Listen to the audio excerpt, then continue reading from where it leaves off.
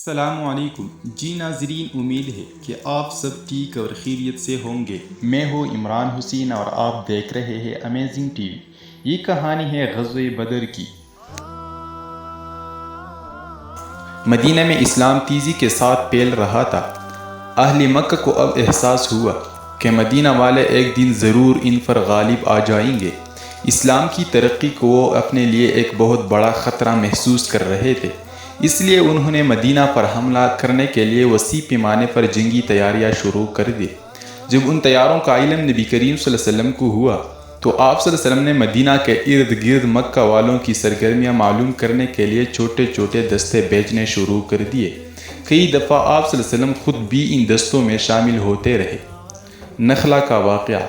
یہ واقعہ 644 میں پیش آیا تھا۔ نبی کریم صلی اللہ علیہ وسلم نے عبداللہ ابن حجش کو 12 آدمیوں کے ساتھ روانہ کر کے اسے ایک بند لفافہ بھی دیا، ساتھ ہدایت بھی کی کہ 2 دن کے سفر کے بعد اس لفافہ کو کھول کر اس میں درج ہدایت پر عمل کیا جائے۔ عبداللہ نے جب لفافہ کھولا تو اس میں درج تھا، نخلا کے مقام پر قیام کر کے قریش کے حالات معلوم کرے اور ہم تک پہنچائیے۔ اتفاق سے اہل مکہ کا ایک تجارتی قافلہ وہاں سے گزر رہا تھا۔ دونوں کا آمنا سامنا ہوا۔ حضرت واقد بن عبداللہ نے تیر چلایا، عمر بن خزرمی مارا گیا۔ مالی غنیمت لے کر عبداللہ نبی کریم صلی اللہ علیہ وسلم کی خدمت میں حاضر ہوئے۔ صلی اللہ علیہ وسلم نے ناپسندیدگی کا اظہار فرمایا۔ یہ قتل ہی جنگ بدر کا سبب بنا۔ خون کا بدلہ لینا عربوں کی روایت تھی۔ ابو سفیان کا قافلہ۔ ابو سفیان کا قافلہ شام سے واپس آ رہا تھا۔ افواہ پھیلا دی گئی کہ ابو سفیان کے قافلے پر مسلمان ایک زبردست حملہ کرنے والے ہیں۔ ابو سفیان نے اہل مکہ سے مدد طلب کی۔ ابو جہل اور دوسرے سرداران مکہ مکمل تیاری کے ساتھ مسلمانوں پر حملہ کرنے کے لیے روانہ ہو گئے۔ دوسری طرف ابو سفیان ساحلی راستے سے ہوتا ہوا خیریت سے مکہ پہنچ گیا۔ اس نے سرداران مکہ کی طرف قاصد روانہ کیا کہ میں خیریت سے پہنچ چکا ہوں، آپ واپس آ جائیے۔ بن زہرہ اور عدی کے قبائل واپس میں آ گئے، لیکن ابو جہل نے مسلمانوں پر حملہ کرنے پر اصرار کیا اور پیش قدمی جاری رکھی۔ واقعات۔ حضور نبی کریم صلی اللہ علیہ وسلم نے مہاجرین اور انصار کو جمع کیا اور انہیں پوری صورتحال سے آگاہ فرمایا۔ مہاجرین نے نہایت خلوص سے ہر حکم بجا لانے کا اقرار کیا۔ انصار نے بھی ایک زبان ہو کر فرمایا کہ ہم ہر حالات میں آپ صلی اللہ علیہ وسلم کا ساتھ دیں گے، ہم ساتھ چھوڑنے والوں میں سے نہیں ہے۔ چنانچہ مسلمانوں کی طرف سے 77 مجاہدین اور 236 انصار جنگ میں شامل ہوئے۔ اس طرح ان کی تعداد 313 ہو گئی۔ ان کے پاس 70 اونٹ، 2 گھوڑے، 8 تلواریں اور 6 زرہ تھے۔ عشاء کے وقت اسلامی لشکر بدر کے مقام پر پہنچا، ایک کنویں کے گرد ڈیرے ڈال دیے۔ نبی کریم صلی اللہ علیہ وسلم نے اللہ تعالیٰ سے خصوصی دعا مانگی اور فرمایا، اے اللہ، ان مجاہدین کو کامیابی و کامرانی سے ہمکنار کر۔ اگر یہ مٹی بھر جماعت تباہ و برباد ہو گئی تو اس جہان میں تیرا نام لینے والا کوئی نہیں رہے گا۔ دوسری طرف ابو جہل نے ہر قبیلے کے سردار کو اپنے ساتھ ملایا۔ تقریباً 1000 افراد جنگ میں شامل ہوئے۔ ان کے پاس ہر قسم کے جنگی ہتھیار مثلاً زرہ، بختر، نیزہ، تلوار اور تیر و کمان موجود تھے۔ 700 اونٹ اور 300 گھوڑوں کے جلوس کے ساتھ ابو جہل بڑی شان سے روانہ ہوا۔ گانے والی عورتیں تبلچی، ڈول اور بانسری کے ساتھ جوشیلے اور متکبرانہ اشعار پڑھ رہی تھی۔